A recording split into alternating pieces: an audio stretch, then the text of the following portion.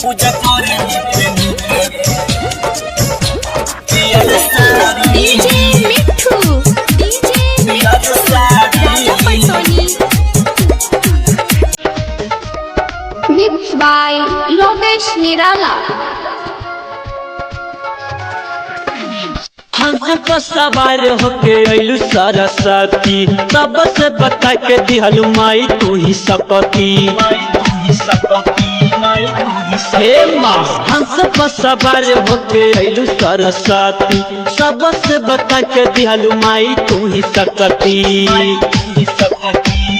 दिहलू लेके मूर्ति आइल एही राती सकती, दिहलू लेके मूर्ति आइल एही राती। पूजा करेली पेनी के पियर साड़ी, पूजा करेली पेनी के पियर साड़ी, पूजा करेली पेनी के पियर साड़ी। डीजे मिठू राजा पटोनी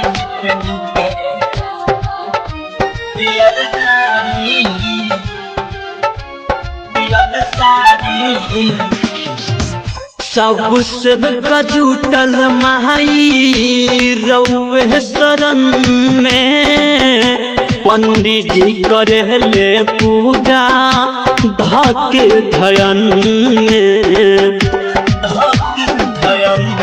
हे माँ सबसे जुटल माई रउए शरण में, पंडित जी करेले पूजा धके धयन में। छोटे चुंदरी पिया बड़ लेके बहाली, छोटे चुंदरी पिया बड़ लेके बहाली। पूजा करेली पेनी के पियर साड़ी, पूजा करेली पेनी के पियर साड़ी, पूजा करेली पेनी के पियर साड़ी। पूजा करेली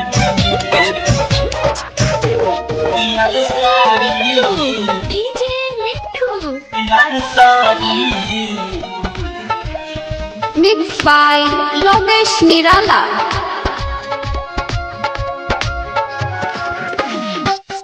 तीन दिन रहलू कैसे करी हम विदाई, सबसे बगा के माई अब तारो बाई।